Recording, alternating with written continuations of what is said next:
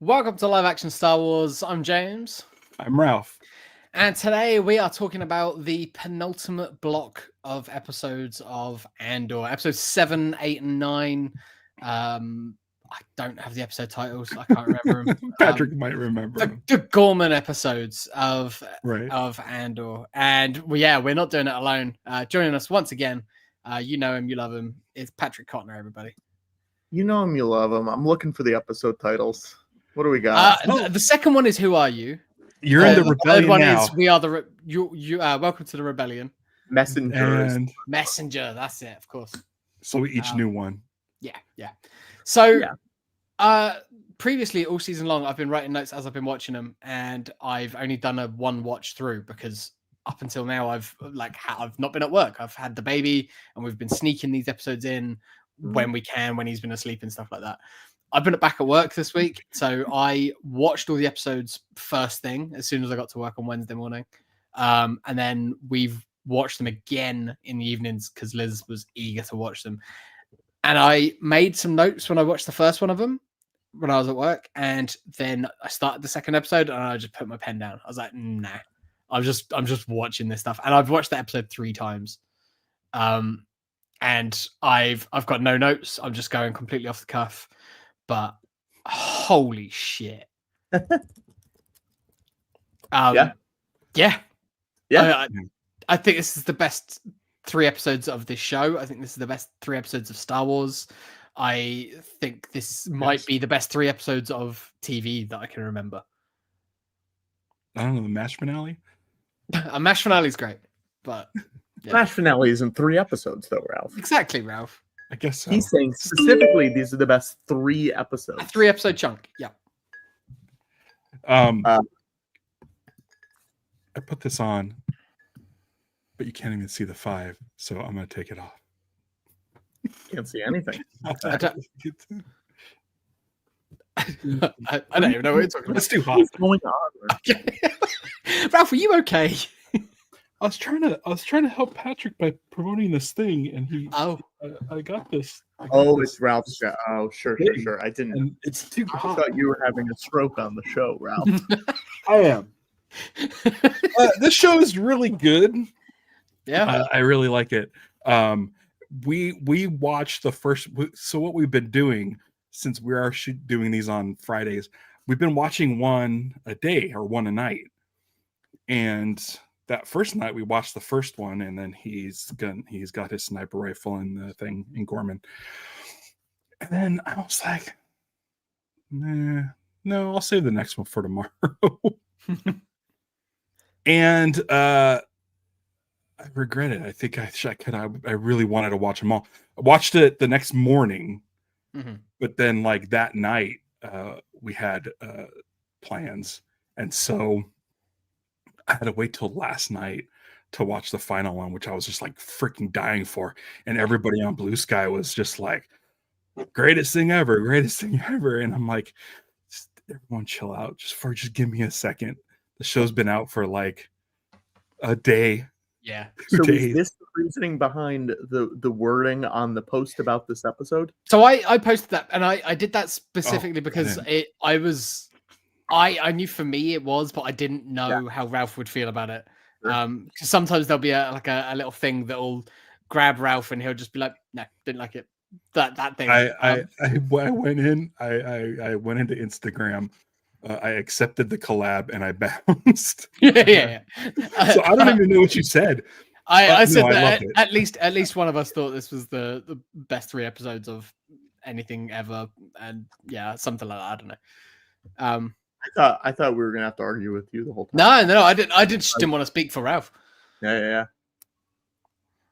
No, it's great. It's great. These 3 are great. This show is good, and it's frustratingly good. Yeah. You know, because now you want all Star Wars to be like this. So now it doesn't need to be like this, but like this level of quality. Yeah. And look, here's the thing.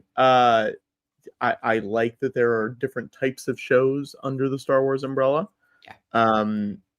And I like that they all feel different, or not they all feel different, but a lot of them feel different in different ways. And shows and then all the others. Sure, yeah, and that's fine, because I like those shows for what those shows are too. Yep, there's a place for everything. Yes, but I would be very frustrated if we all go to our graves and this is the only Star Wars show like this. You know what I mean? And I'm nervous that we talked about this last week. Yes. The amount of money and time and whatever into another show like this.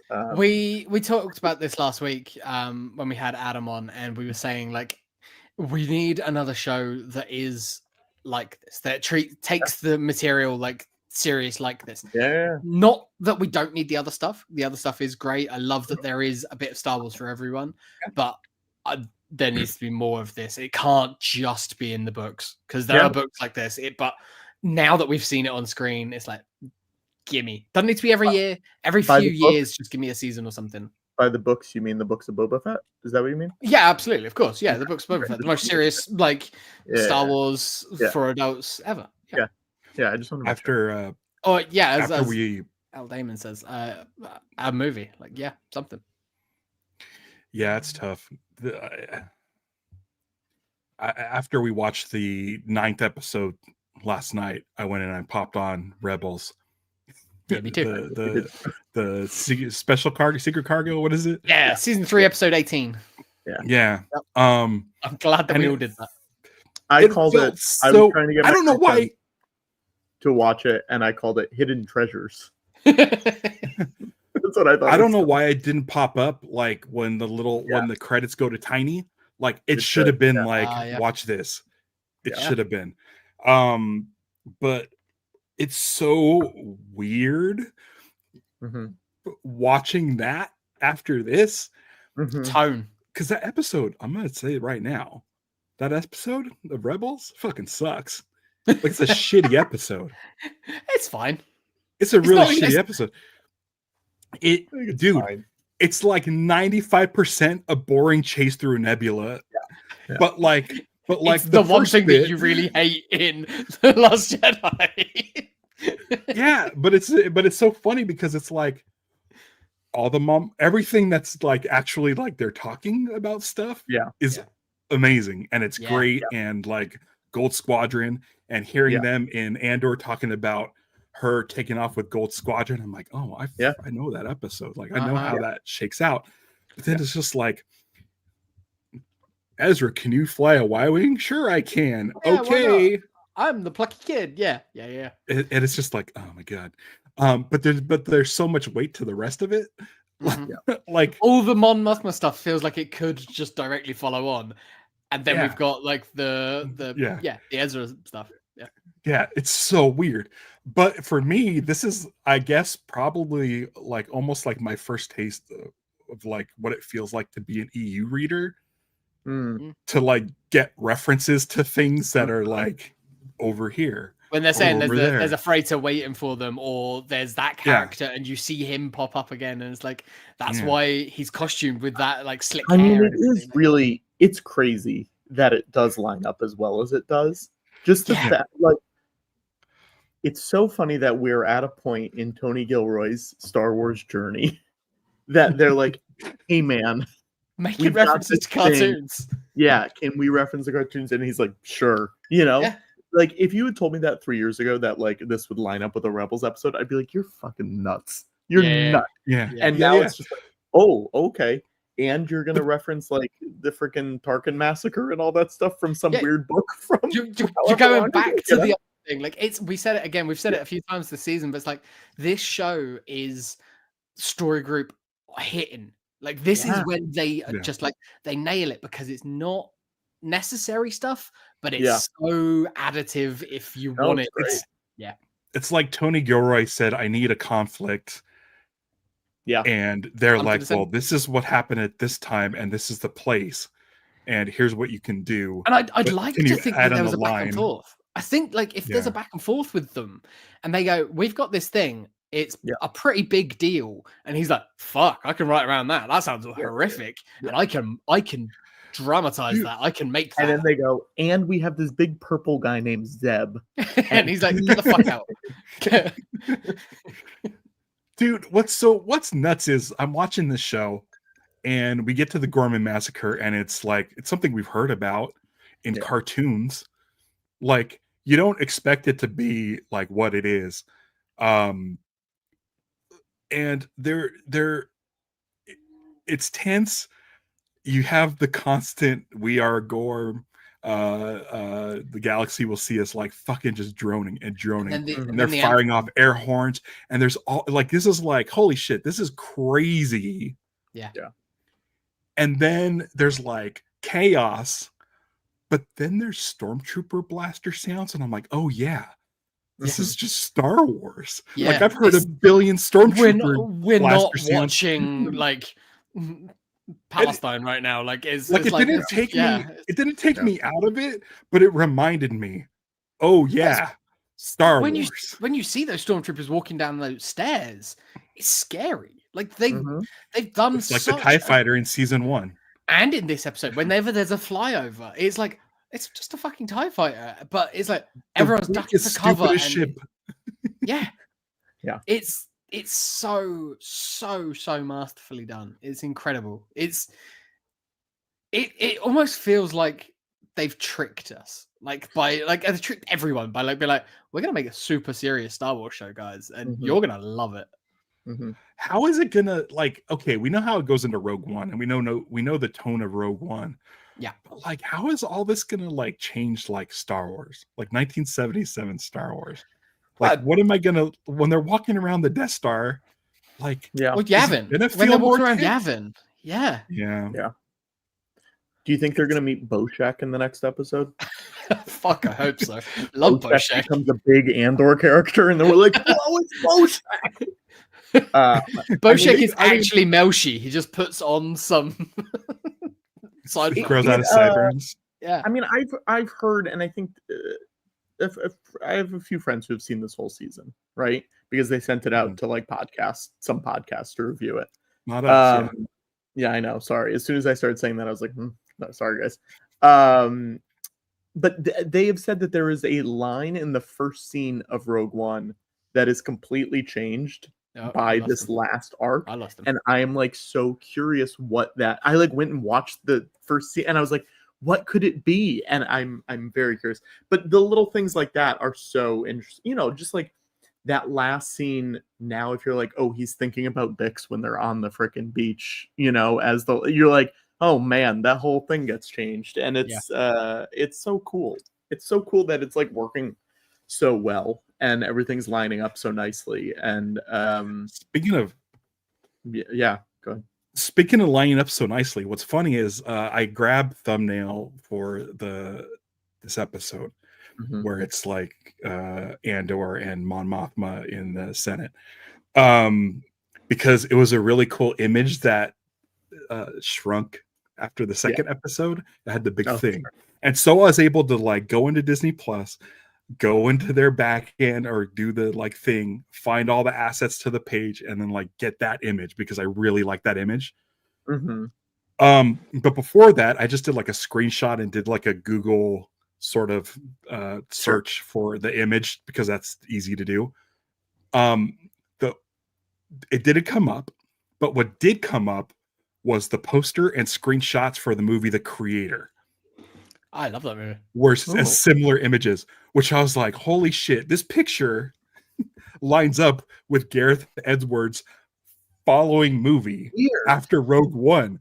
It was really weird. It's like they're so like in tune and in sync with Rogue One that a Andor image brings up the Creator as a search result. Like, it came up with the poster and it came up with some shots from The Creator.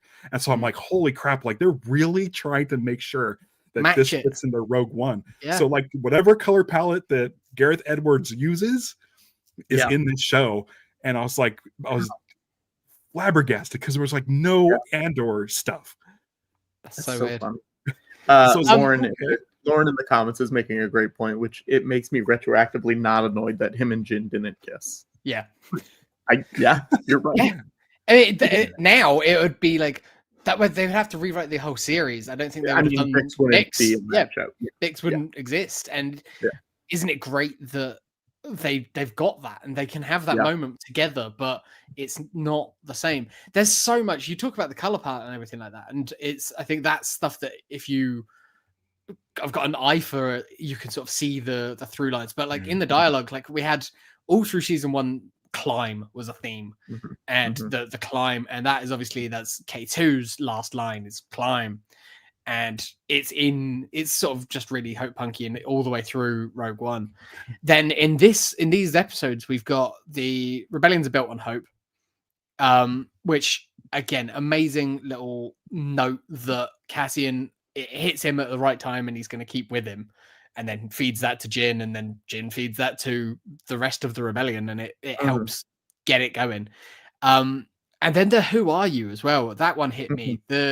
When Cassian says, "Who are you?" to Cyril, that's Krennic to Jin. Like that's the same thing. And then for Cassian to be saved, and then for Cassian to do the saving in that same way, it's like it's overused, but it's like poetry. It rhymes. It's Stevie and I had a conversation about the "Who are you?" line and Cyril's reaction. And she was in the boat where she was in the sort of camp that like he just didn't recognize him. And he was like he's never thought about him. And Cyril this whole time has been about, since the beginning of season 1, about Andor. The way I took it was when he says, "Who are you?" he has an inner struggle with who he actually is. Like what side am I on? It's an existential crisis. Who are you trying to be right now? Like, it's both. It's all of that. But you get all of that from his reaction. Yeah. And it's so great. That fight I thought was a rad fight. So good. Brutal. I told Stevie it's like a James Bond train fight. It was like a close quarters, like it's fast, grab the closest thing near you, use it as a weapon, fight dirty, and just like grapple. It's Bourne identity. It's Bourne identity. It's Tony Gilroy. It's like it's right there. There's I mean, come on, that's good too. It's so good. Cyril's arc in these episodes is amazing, and like, what a transformation! Still an asshole, still a bad guy. He's not coming around. If he'd survived, I don't think he'd be like suddenly joining the rebellion or anything like that. But I don't think he'd be as in tuned and aligned with the Empire and the Imperial bullshit that he has been up to this point. I mean, that was one of the big Johnny Utah. Yeah, absolutely. Yeah. He's going to go and save Viking Diaz on the beach. It was one of the big questions this season, being like, is he going to die? Is she going to die? Because they could survive and you just don't see them, or they're on the Death Star or whatever. You know what I mean? Like that kind of thing doesn't. Yeah. I think she might. Yeah. But it could have gone either way, where you're just like, they could die, or they could just be, she's on a Star Destroyer now and you just don't see her, whatever. And that's fine. So it was sort of a surprise when he did die, because I kind of expected them not to. Well, that's it. And they've done such a good job in each arc. They've killed a character unceremoniously. And the fact that it's like not a big heroic death has been the tragedy of it.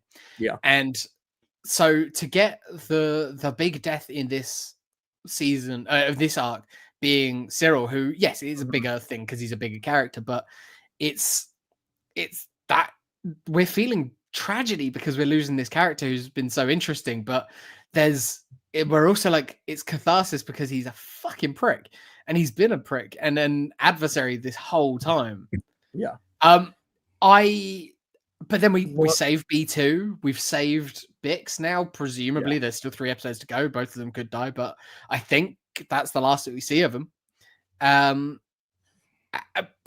It makes me scared for so many others. Like, we've got, I think, going into these last 3 episodes, we've got more characters that we know survive than we've ever had in the show. We've got Melshi, Mon Mothma, Cassian, obviously, Draven, like, it's all of these guys, like, all of these people we know because they're in Rogue One. Like, they don't survive for long, but They are going to survive. I think Luthen's gonna die. Luthen, Clea. I don't think Clea's gonna for some reason. I don't think Clea dies. My vibe is that Clea does not, Luthen does. My thoughts on all of it is like on the who lives, who dies, how does it happen? Because I was having this conversation with a friend like, on Wednesday, like just after the episodes had all dropped. I think that Clea survives and links up with the rebellion main and stops going by Clea and starts going by Torrin Far and is on Echo Base with the headset on. Say Leia.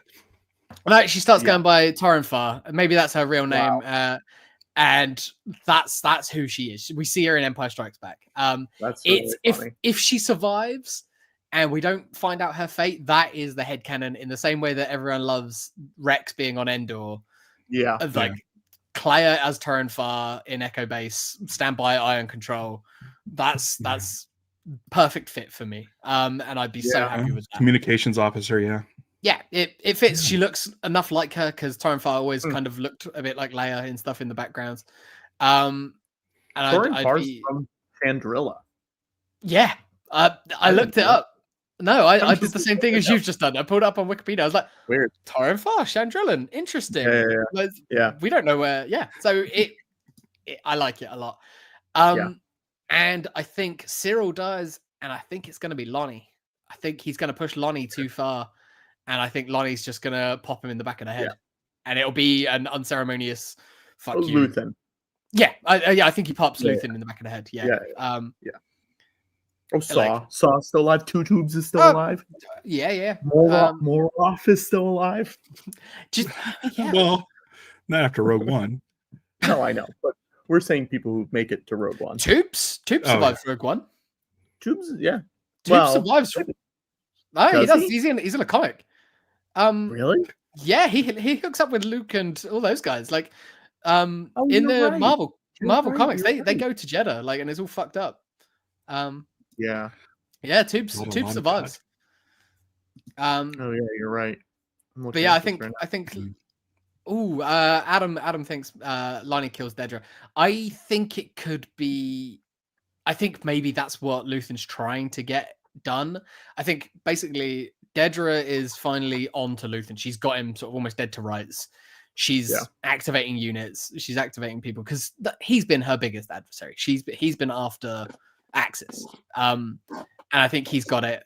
And he's a kitty. And I think to save his own skin, to save his family, Lonnie kills Luthen. It'd be interesting. To see.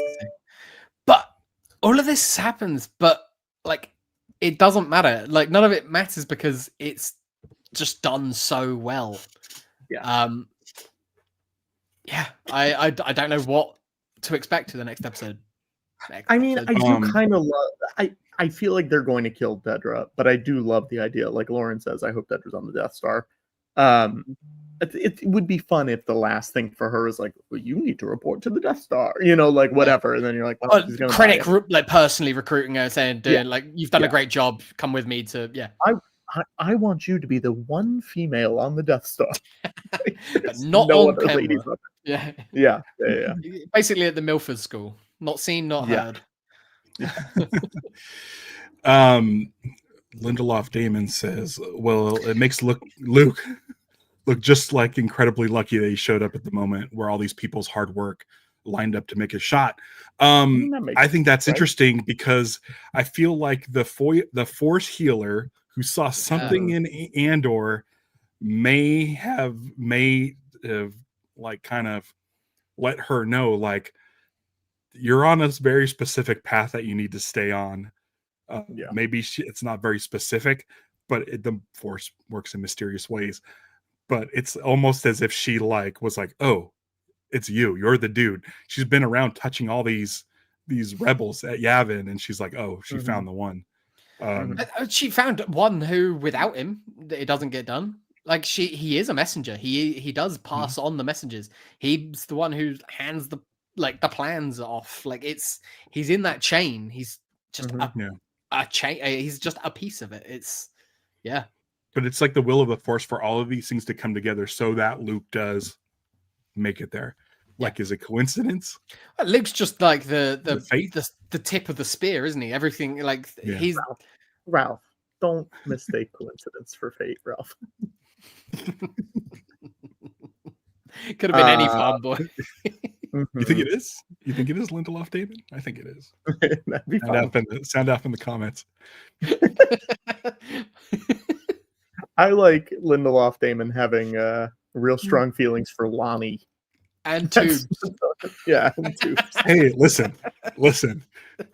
I guarantee you he's watching Damon, the show. If that's the spin-off that you were writing and it's just all about Tubes and Lonnie, I mean, that's a really good cover, Lauren. Tubes and Lonnie. Yeah, it's a really good cover saying that it's Lauren. We know we're on to you, Damon. I don't know who that is. Two Tubes, two Lonnie. Adam, why aren't you on the show? That's brilliant. You've got the invite. What else? What else is good in this? Oh, so, I mean, everything. Well, okay. Which episode of the 3 was your favorite? Let's talk about that. Because I feel like 8 is big for a lot of people. I like 9 was my favorite. 9's my favorite. Yeah, I like 9 because it was really getting into Yavin base. Like it was like with Melshi with and weird Senate stuff. Yeah, I love Senate. So I watched this episode and the Senate. We're in the Senate. It's familiar and stuff. And then I go and I watch Star Wars Explained. Tell me things about stuff, and they show like footage from like episode 2. And I'm like, holy shit! Like the Senate in this show looks so good. Yeah. Like it looks like they put atmosphere in it and stuff. It looks so went good. to Valencia. They filmed it all in Valencia. It was like, oh well, I'm just talking about the actual Senate chamber. The rotunda. Yeah. But then that outside thing we saw, we watched the classified, the Star Wars Declassified, and that location that they shot that stuff in. I'm like, holy crap, it's beautiful. The place is awesome. Mm-hmm. Yeah. The getting her out of the building stuff, I think, is the best stuff in this show in general. It's just like it's at like 5 minutes. It rules. It's so. I mean, it's an escape. Like it does match up with season 1, where it's like 7 setting the thing going. 8 is like the oh shit. It's obviously 1 was more like a oh shit, now I'm in prison. But then 9 is the escape. That's the one way out, and it's. Yeah. But we're just seeing Cassian get colder and colder and colder as he goes along, and now without Bix. But knowing it's necessary. Her reaction to him shooting the driver is and the spy as well, the ISB agent as well. Like it's both those. Her knowing that it was a spy. Yeah. Was so good because we're like, oh no, the whole thing is like, is she gonna get in the car? Is she going to get in the car with the spy? He's got a gun on the passenger seat. Well, and then she's like, oh no, he's a spy. And then just but she's not. Well, she is now. She hadn't got her hands dirty to this point. Mm-hmm. She'd been able to do the same thing that Bale's doing now, which is like rebel, but from behind the scenes, like pulling strings and stuff like that. Yeah. But now she's in it, and I think she knew that it was going to come to that, but I don't think she was expecting it. The moment that she gives the speech, like she's instantly now an accomplice to 2 murders. Yeah. Here's the question: is she gonna have a dumb haircut next episode? Like, is her haircut gonna be the Rogue One? That's the sort of floppy, whatever. That's the final scene. That's the final scene is her getting the haircut. Scott D makes a good point because in Rebels, they're at Dantooine. They arrived to Dantooine. So when I watched the episode of Rebels again, I was like, oh yeah, they could go to Dantooine. I feel like that you can put it all together. It's like, yeah, Dantooine was a base. Yavin's also a base at the moment. Dantooine's a staging point. Like she's just given a big speech. She doesn't know who's listening. They could any of these individual factions that are coming together could have been tapped. We know that the ISB is everywhere. So fuck it, we're abandoning Dantooine anyway. Let's all just converge there. And then we can give you some secret codes and you can make some jumps to get to the Yavin base. But like using Dantooine instead of all just meeting straight at Yavin, it's just smart. That's just clever. Don't go straight to your hidden rebel base. Yeah. Have they shown Dantooine in canon? Like, have they been to space? I can't remember. I don't think we've seen it in canon. I know that like it was in old EU stuff. It was in Star Wars Galaxies, that MMO. Isn't it in KOTOR too? Yeah. So Jedi Temple there, isn't there? Yeah. Yeah. I'm looking right now to see if it's. It doesn't seem like it. I don't think it has, because people were speculating that Dantooine might be the cornfield planet from the beginning of the season, but it wasn't. It just feels weird. Oh, it's apparently in Crimson Reign. Okay. It's in the first issue of Crimson Reign, the comic. Yeah. It just feels weird for something to be mentioned so much, but they just haven't tapped Bothans? it. I still haven't seen Bothans. Yeah. Are they still dog people? We don't know. I don't know. Yeah, they might have changed it. Like, we're going to get Bothans at some point, but it's so weird that we're like 10 years into getting new stuff on screen and they've not shown a Bothan yet. Yeah. Alex thinks it's in Clone Wars. It's apparently mentioned in Brain Invaders, but it's not in any other Clone Wars. There you go. Weird. Yeah, because at this point, like the Ghost Crew, Phoenix Group are still based on Chopper Base. Like that hasn't gone up in smoke yet. So like there's still all these different factions. It's like we are seeing it all start to come together. I like that Draven, like, he doesn't have it all together yet. He still looks a little bit disheveled. He's still going, "Oh, you can't run away from me," but he's not like got full tactical command over anyone yet. I like Draven. Draven's cool. I hope we get what's his name with the mustache? Blue leader. Merrick. Oh, Anton Merrick. I hope that we get him next arc as well. That'd be awesome. Yeah. It's like I'm hoping that it's like all Yavin the next one. I mean, it's got to start there. Yeah. They can't build him that amazing treehouse and have him not be there next episode. Yeah. Fuck. I just bought a house, but I would sell it and move into that, even despite knowing what happens with Yavin and everything. Like, I'd move there tomorrow. Nothing happens with Yavin. Yavin's fine. Yavin's good. Yeah, I'm pretty sure it's retaliatory. Yeah. If we don't get I've been Radis, hoping for Radis this whole time. Sorry, if we don't get Radis, I'm never watching another Star Wars thing again. Radis or Riot. That's my promise to you. No Radis. No the Radis moment in Rogue One. I've said this before. Is the only time I've like shed a tear. His sacrifice. During Star Wars, when he leans back, he says, "Rogue One, may the Force be with you," and like leans back in his chair. Like, it gets me every single time. It might be the best use of "May the Force be with you." It's so good. And then Giacchino's music and stuff, like it all just like it hits so hard. But this show has added to more of the things that make me sad.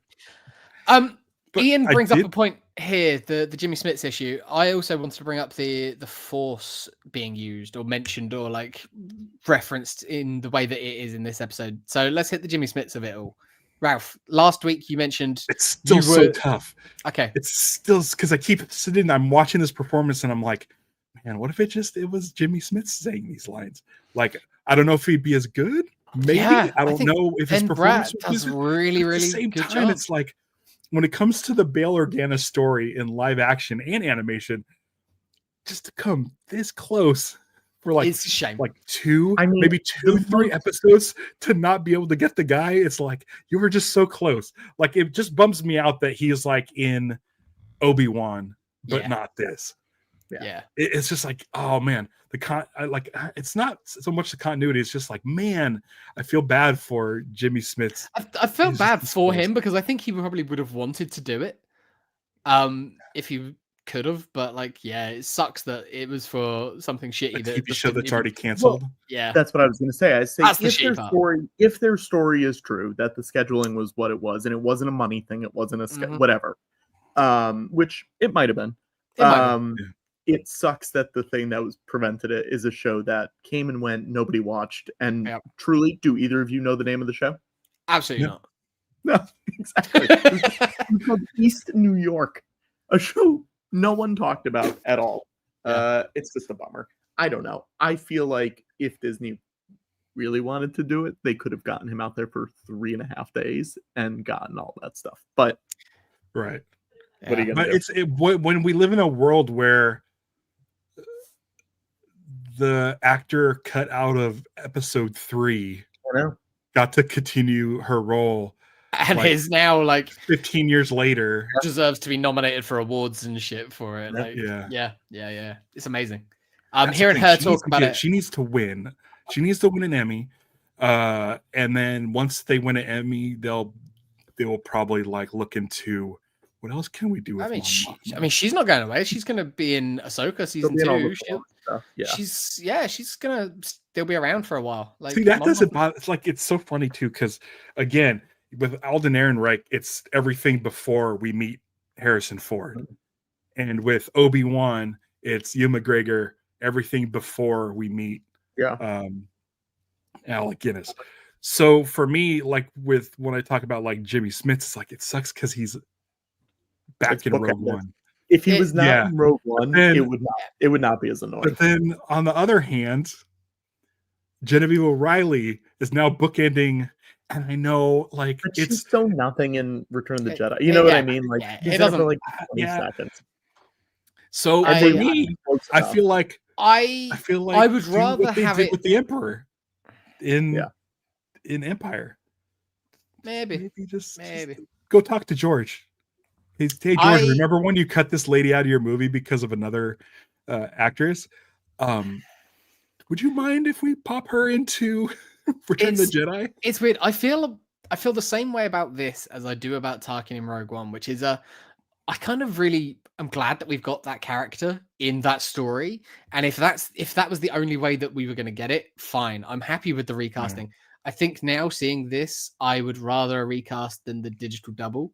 And I don't really mind the digital double in Rogue One of Tarkin. I'm one of the people who like. I don't mind. I think it's fine. But it is the sicko book reader in me that is like, no, Tarkin's integral to the Death Star. Like he should be there. Yeah. And so when I saw him turn around, I was like, good, glad that Tarkin's involved in this story. It would have been get it out of the way. It would have been weird if they'd not had Tarkin and then Tarkin suddenly there in Star Wars. But wasn't Christian Bale rumored to be cast as Tarkin in episode 3? I don't remember. Well, let's try to find this out. Okay, try to find that out. Because like if they were to recast Tarkin and just made it like Christian Bale, I could be like, oh, that's cool. Would he have got super skinny? Was it that the rumor just because that was back when he was doing his super body changing? I'm Christian Bale and I'm a freak. But I think he'd be great. I think he'd be great as an Imperial officer. Maybe they'll stick him in like a fun fact. The Ryan Gosling movie. Christian Bale used to live about 5 minutes away from where I live now. Oh, cool. Yeah, not for very long. He was going to be Tarkin. I don't see this anywhere. Okay, that doesn't mean it's not true. Yeah, but I don't see it anywhere. Fetz mentions like the same thing that Ralph's sort of getting at, that George would have just green screened him in. And seeing the fact that like half of his scenes now were in the Senate where it was green screen is like, could have probably just put him in a pod in LA or wherever they were filming. Like, there was one shot where he was walking. They were filming in East New York. Come on, James. They don't have green in East New York. Sorry, Ralph. Yeah. And the Force stuff. How do you guys feel about having the Force in the show? Great. Yeah, it's part of Star Wars. Yeah. It didn't bother me. And the way that it's done. Felt weird. It felt weird just because they haven't mentioned it, you know, in that show at all. Like it. So I don't think it felt weird in a bad way. It just felt weird, like, oh, we're talking about this now. I think it's interesting. I was shocked when they walk up because I didn't, even when like she's there and you see the hands and stuff like that. Yeah. They're talking about it. It's only when he specifically calls out Marva hated Force healers, and I was just like, oh shit, like they're doing this. Like I was not expecting it. It was a big surprise for me. But it's exactly, it's really nice. And his skepticism is still there, but he's a little bit softer on it come Rogue One. A little bit. And it's nice to see that, you know, he's got something. And as Bix says to the healer when she talks to him, it's like, you scared him. That's not easy to do. And I think that's the thing, because what she says is prescient. It is exactly what he's feeling, and then again, Luthen says the same thing. It's like, you just appeared to me like exactly when I needed you, and yes, I've been the person putting you in these situations, but you've always come through. Yeah, like you've always done it. You've got this plot armor. Like having the Force there is a really good way of explaining away plot armor. It's just like, you're gonna survive all this stuff. Why? Because you're special. Because the galaxy, the living force, whatever it is, has something for you to do.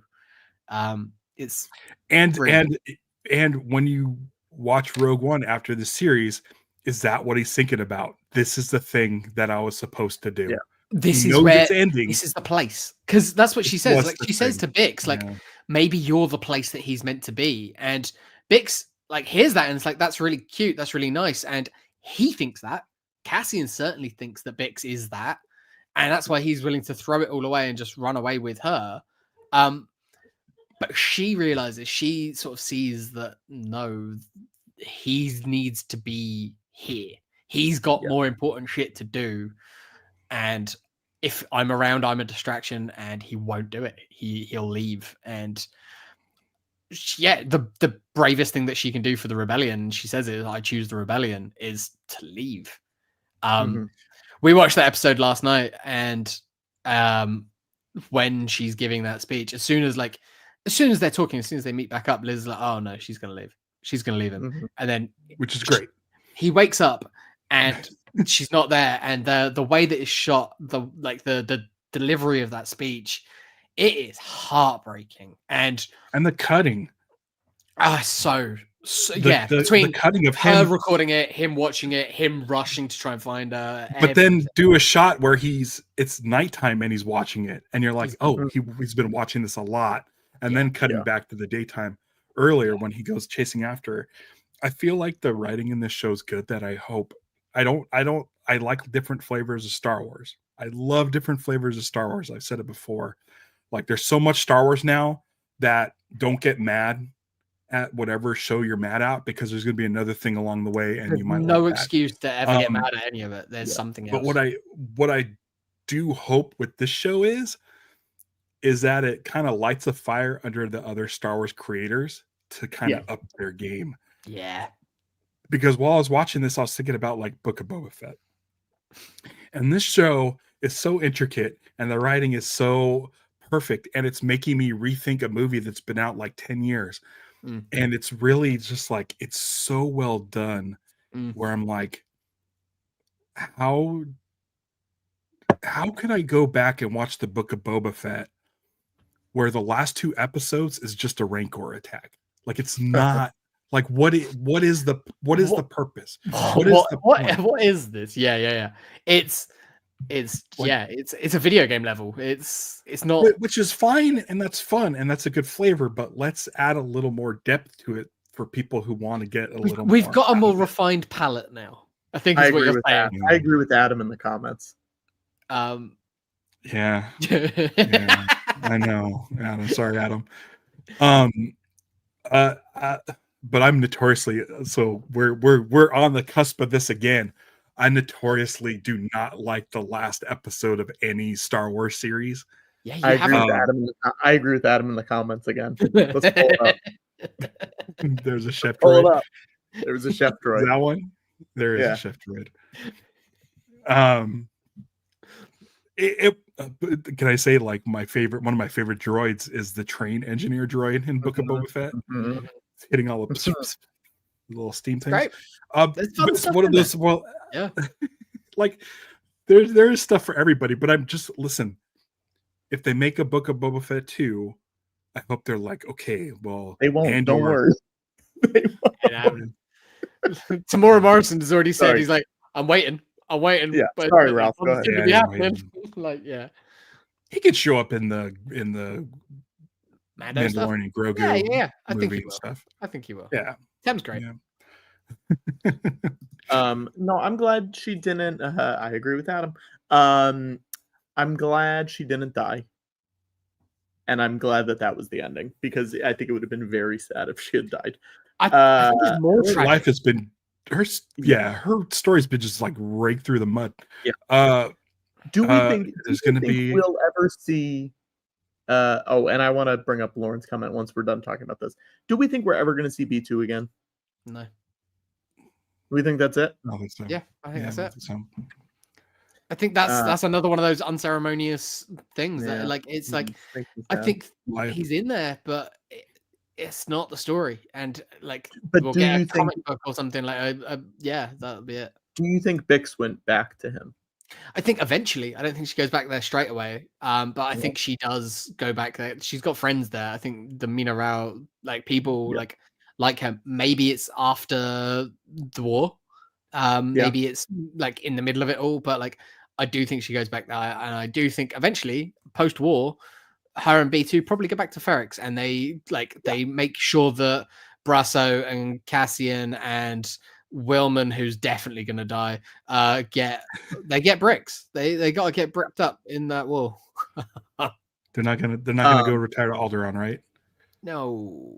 Oh no! Don't say it. As the KX droids, why can't you shoot them when K2 gets shot so easy in Rogue One? He doesn't get shot easy. He gets shot the shit. He gets shot pretty easy. I don't know. It's been a while since I watched it. I've been saving watching Rogue One again until after the season. Shoot him a bunch and pieces are flying off of him. I don't know. Yeah. Sorry, that was the one thing. That was my one nitpicky, annoying thing in the episode where I'm just I don't know. It just felt like, oh, nothing's gonna destroy these people unless you're the Stormtroopers blasters are more powerful than the ones that they had. They'd been set to overkill mode because they had to shoot all those fish in a barrel. Fuck. We need to talk about the massacre itself. I guess. What are we gonna say? I'll say this. It's hard to watch. There was a shot of the guy. I don't know what his name is, but he's a bigger guy with the flat face, and he's got the beard. Flat face. Anthem guy, national anthem guy. Yes. There was a shot of his face, and I go, man, he's got to start singing right now. I said it out loud, and literally 1.5 seconds later, he started singing, and I was like, it's so good. So I don't watch any reviews, or I don't even watch the Declassified until after we've done this podcast. But I saw someone post a snippet of what Alex was saying on his review on Star Wars Explained today. So I watched his review of all of this, and I mean, we don't need to say it. Alex is the best, and what he and Molly do with Star Wars Explained, they're the best Star Wars YouTube. Ignore us, go watch them. They're better than us. And I agree. He got I love that Alex got to have a monologue, in the same way that all the big characters have got to have their monologues. He got it in this episode, and he laid into the political stuff, and basically told anyone who's jumping into his comments to shut the fuck up and sit down if they're going to start complaining about politics in Star Wars. It was nice to hear, especially after, about seeing all the shit that went down with them and the other Star Wars channel that I'm not going to name because that guy's a fucking dickhead. Yeah, fuck that guy. But it's just one of those things where it's just the very first thing he says is Star Wars didn't start getting political, you stopped listening. Yes. I was like, that's so fucking rad. Love it. I was really happy for him to get to do that. But in his review, I've completely forgotten the point that I was making. What were we talking about just before I got into that? Gorman Massacre. The Gorman Massacre. The guy who was singing. And I was the same as you, Patrick. I was like, that guy's going to start singing. And we've seen that guy be the person who's standing up saying, we need to fight. We need to do this all the way through. That was a year ago. And we've seen his arc. That character who's probably got a name, but we don't know it. He gets an arc to the point that he's in that crowd chanting because he's happy and they're rebelling. But he starts to see the Molotovs getting handed out. He starts to see the rocks being chiseled up. And he's like, this isn't the way. This isn't how we do this now. And he is trying to de-escalate. I didn't think of it the first time I watched it, but watching the episode again after watching Alex's review, when he's like, no, I think he's trying to de-escalate by singing there. But getting them all singing in unison, not being as rowdy, but like unifying them all. It's like that is what he can bring to that at the moment. And then all of the like the main Gorman front they're the ones who join him in song. There's a few of them who are definitely like still more like we are the core, like they are like they're getting more into it. It's like football chants. But it's so well done. And it's amazing because like seeing them do that here is the same reason that I fucking hate soccer, because the soccer fans are gross. But yeah, just had to get that in there. I love how James doesn't like stuff like soccer. I don't mind the sport. I don't mind sport. Doctor Who. The people. It's the people. Doctor Who just sucks. I'm the worst Brit. Sorry. I love it. James doesn't watch James Bond. I do watch James Bond. I'm not as obsessive about it. He takes the elevator to his apartment. Not anymore. No. The man whose sings name is Lezine, Lezine. I was doing a deep dive on Wikipedia trying to figure out who he is. They're like latrine. Is it? Do all the names of the Resistance have counterparts in Top Secret? I thought you were going to say counterparts in toilets. Maybe. Oh no. It's so good. All of the Gorman characters, we've got to know them over a few episodes now, and like to the point where it doesn't feel forced when they're having scenes just themselves without any of our other characters. Like you can sit with just those guys and you're like, cool, I know who these guys are. I know what they're about. Yeah. Alex mentions here real Tiananmen Square. Absolutely. That's probably the closest. Dude, what's crazy is that all this stuff is going on and they have the news people there, the reporters and stuff.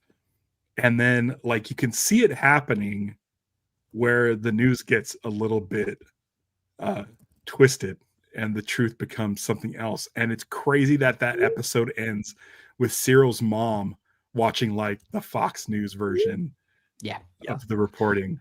Well, Bale says it to Mon. He's like, don't put on the Imperial news channels. And she's like, oh, I've already seen it. It's a load of shit. I loved that a lot of her speech wasn't just about the massacre itself. It was about the media and the media's portrayal on it, and how you start taking away people's like right to see the truth. And that's when like, that's the real problem.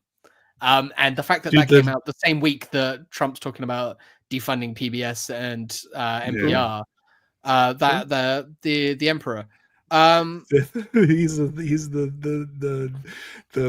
May the 4th dude. By the way, when he posted that, when the White House posted that thing on May the 4th, I'm like, ooh, maybe this will kill May the 4th for everybody. I got so happy. I was so excited. I was like, maybe this is the end of May the 4th. May 25th back. Yeah, Orthodox Star Wars Day. It's like I'll be celebrating. Yeah, that's great. Yeah.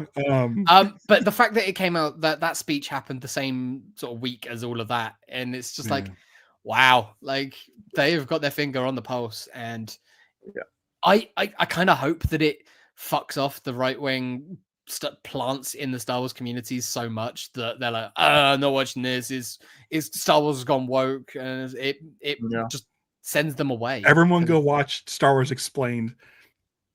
He brings all of this stuff up and it's so good. Yeah. Such a good job of it. Yeah. Yeah. It's good. It's great. The fact that it was imp on imp shooting to kick it all off, because the Gorman were being restrained. They were holding back. Like they were ready to fight if it got to that, but they weren't going to be the people to instigate. They weren't going to be the people to start it. And I think that's important too. And it had to be them. And then Dedra breaking down. Like she was breaking down all the way through before it even got there. It was her plan. And she is like regretting it before it even starts. And then to the point where she is. Fuck. Cyril choking her was nuts. Saying that he's gonna throw her over the balcony if she lies to him again. Like it's holy shit. I mean, I was so happy that when people were suggesting her this is not when he chokes her, it's later in the episode, but when she's like, pulling out her collar or whatever, and people, when that came out in the trailer, were like, oh my God, Darth Vader is force choking her. Oh my gosh, we can't wait to see Darth Vader. Yes. Yeah. I was so happy that was not what that was. And it was what everyone else was saying, which was like, no, she's having a freaking panic attack or whatever. Well, and you see her even when she's like picking up the phone to Partagaz, like earlier on, like it's real subtle, but like her hand is twitching to shit, like behind her as she's gripping her hand as she's like trying to compose herself. And he says she's too animated. Yeah. Which is, again, like, she's being controlled. But what's crazy is what she's learning in this, especially that line where that officer says she's the finger. Like, she's the finger. I've activated the trigger. You're the finger. And it's all this stuff is like starting to come down on her, where she's realizing however much control she thinks she is, she's not. The same with Cyril realizes that too. Like nobody is controlling anything except the Emperor. Yeah. But he's going to make everyone like complicit. Like he's controlling it all, but he's going to make sure that each person is going to feel it and like shoulder it, because he's going to make them just as evil as he is, like in their actions. Yeah. It's incredible. Her reaction, she's done such a good job. Like it's between her and Mon, obviously, for the best acting in the show for the women, and I mean probably between them for the whole show. But it's so well done. They could probably get away with Genevieve O'Reilly getting actress nomination, and then Dedra, I forget her name, as a supporting. Denise Goff. Denise Goff. Yeah. So I thought of it when I was watching the scenes between her and Cyril. The difference between them, like, because they're very similar. They've led a very similar, like, very this is what we have to do path. Yeah. But he was raised by a shitty mum. She was raised in a republic and then imperial like orphanage. So she's fully indoctrinated. He at least had some semblance of parenting. Like there's something. He probably went to a different school. He interacted with other people. Yes, he was the weird kid. He was the kid who was like asking for homework and things like that. But like she didn't have a choice in the matter, and she's been just put through the system. He chose the system, and I don't know. There's a tragedy in both, I think, and it's fascinating to watch. Yeah. Yeah, Alex says she's like Finn, she'll snap. I'm curious. I would be curious. Like, we know that I can't remember, the head of the ISB survives. But Partagaz. No, not Partagaz. We don't know what Partagaz. I like Partagaz. Wolf? Yeah. Wolf Yularen. Yularen survives. We had mention of him now, but we have only seen him in that first. Was he in Mandalorian? No. Part of Gideon's. He's died. He's been in the. He dies on the Death Star. He's in Andor season 1. Yeah. Okay. He's on the Death Star. He dies on the Death Star. There's too much Star Wars. There's a lot. But like we don't know what happens to Partagaz. Maybe if Dedra does snap, she kills Partagaz or something like that. I don't know. I don't know. I could see her just being recruited by Krennic though. I think Krennic just goes, "Yeah, you did a great job. Yeah. You did a great job on Gorman." Partagaz is probably just out there. I don't think you're gonna kill him. You know what I mean? I might not even see him. Yeah. Maybe she retires to Alderaan like Bix. Maybe.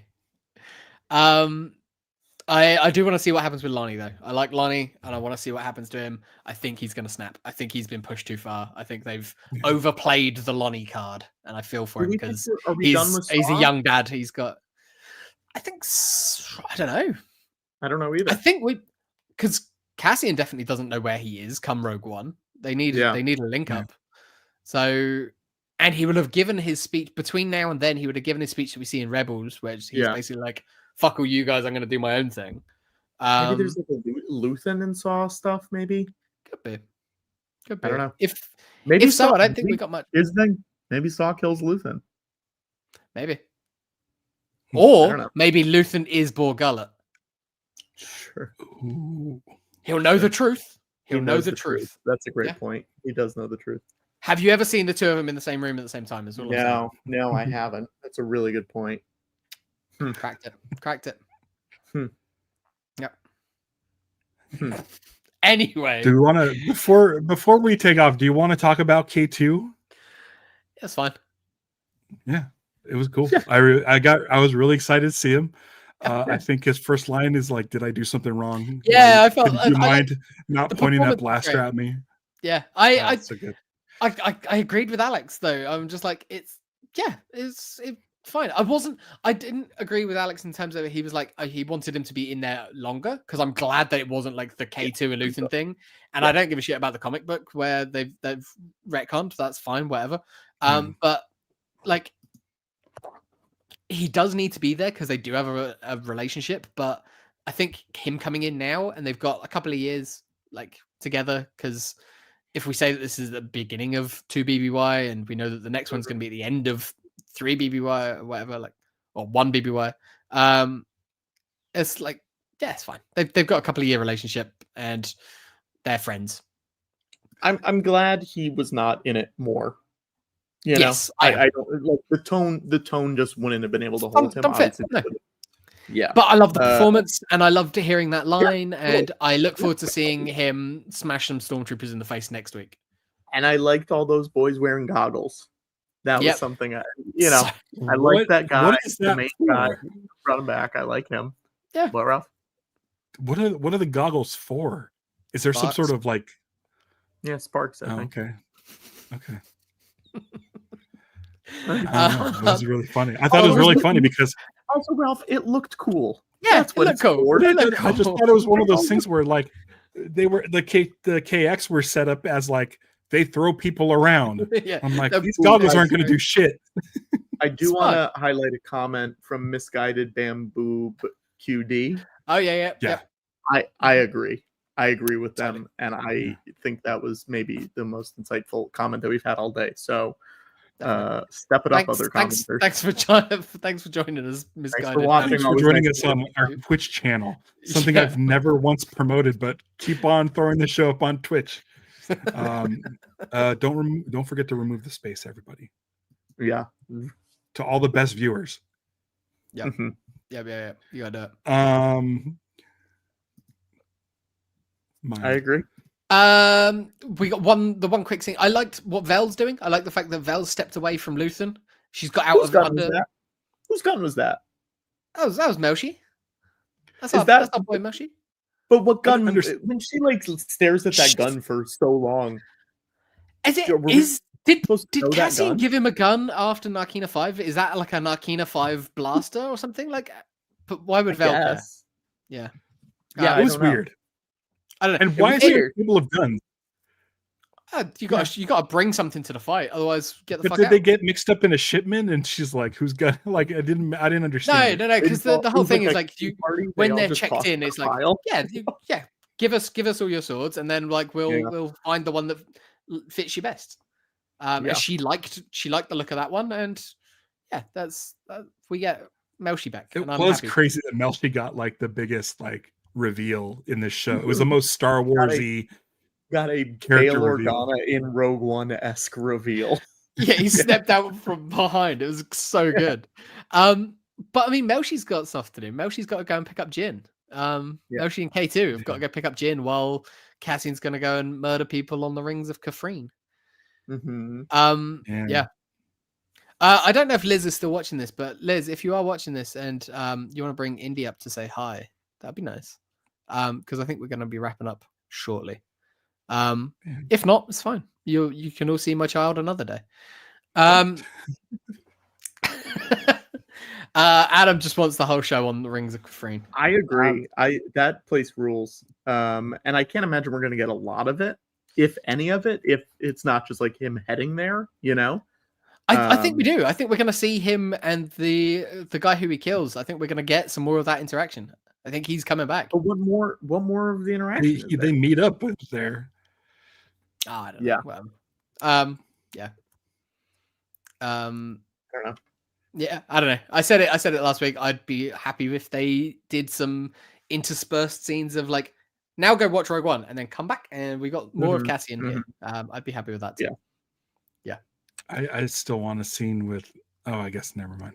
Sorry. Yeah, I do hope they explain the gloves thing. That's honestly, if that's the whole point of Andor happening, so they explain why he needs his gloves, then it was all worth it. The whole show was worth it. The $290 million experiment was worth it. Yeah. What is this? We got a little Ewing? Little Ewing. Yeah, little Ewing. It's a hot Patrick Ewing. Yeah. Hey, look, we got Patrick and a Ewing. Sorry. I like it the is Ewing a good a lot. question from Alex.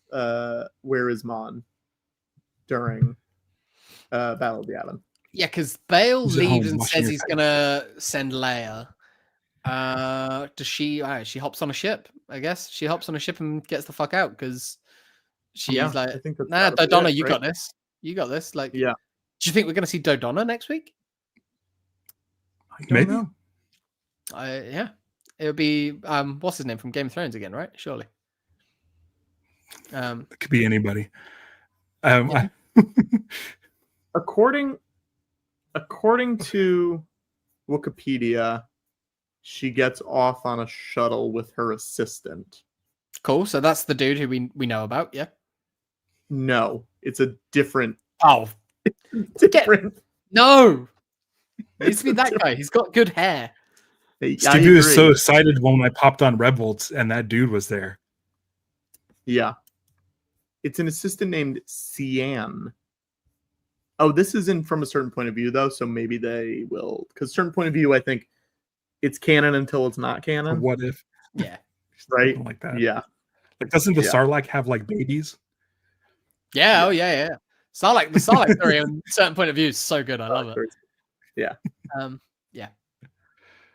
That's fine. It's one of those things. It's like, it's in the same way that Hobby doesn't fight in the Battle of Yavin because he got sick from playing in the jungle or something like that. Like maybe he was just like shit faced in Cassian's house. We don't know. Him and Hobby are just like drinking buddies. Did we see any of those Yavin numbskulls from the first arc in this? I don't think so. No. I'd like to think that Cassian just went and just shot them all as soon as he landed. Oh god, that just strafed him. Just strafed him with his Ewing. With his Ewing. Yeah, definitely. Him and Willman, just like Will just leaning out the thing with a fucking Gatling gun. They should have made Draven one of those guys. Oh no, I don't like that. I hated hated those guys. Young Dodonna, young General Willard, young Draven. Yeah.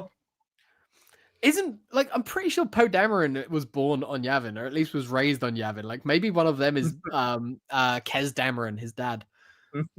He was conceived on Andor, right? Is it on Endor?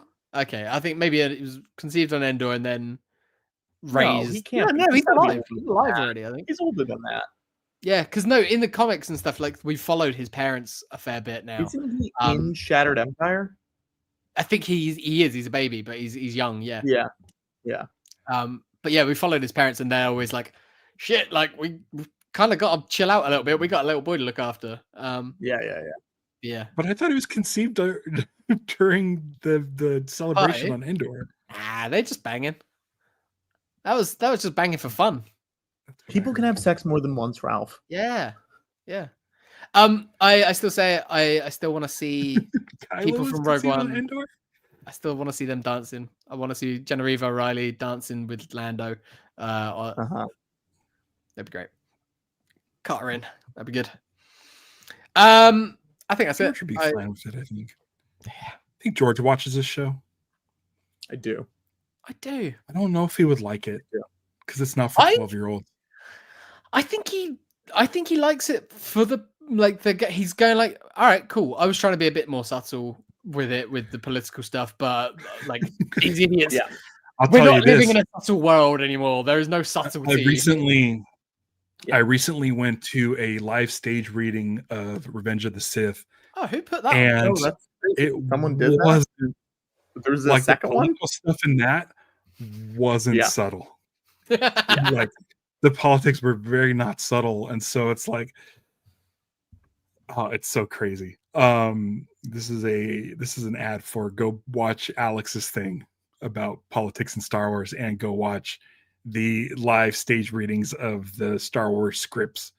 The Empire Strikes Back is coming soon. SWLiveread.com. What? SWLiveread.com. I said, is the Empire Strikes Back sold out? In person is sold out. There's still streaming tickets available. Again, SWLiveread.com. May 31st. A very silly cast. And there's a lot of crazy things that are going to happen in this one. So it's going to be very fun. Very fun. Yeah.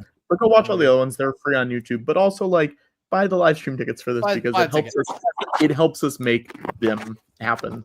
There's only so many seats in the theater. Yeah, and they cost a lot of money when you are making costumes and props and music and all that stuff. So buying live stream tickets do help a ton.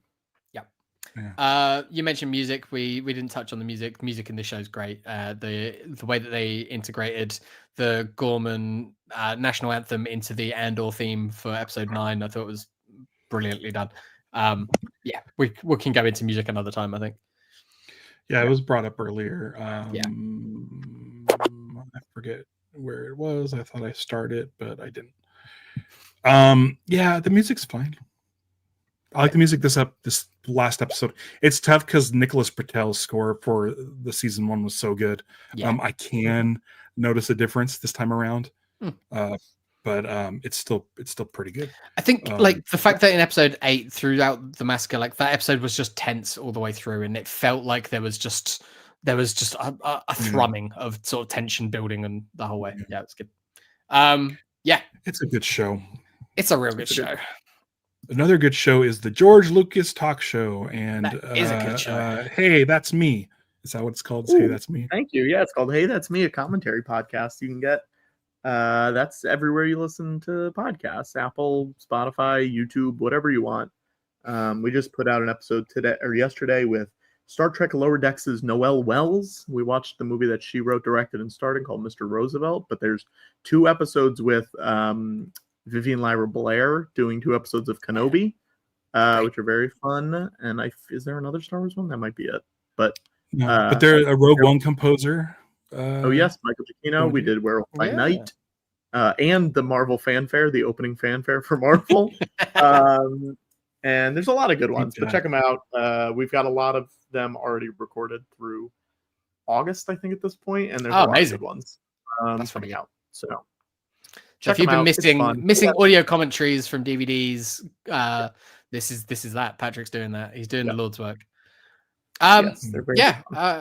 I've got nothing except helping raise a baby at the moment. So no top 10 tacos for a while, but it'll be back eventually. I did a Lanterns Live yesterday in which I was supposed to talk about a comic book, but I hated the comic book.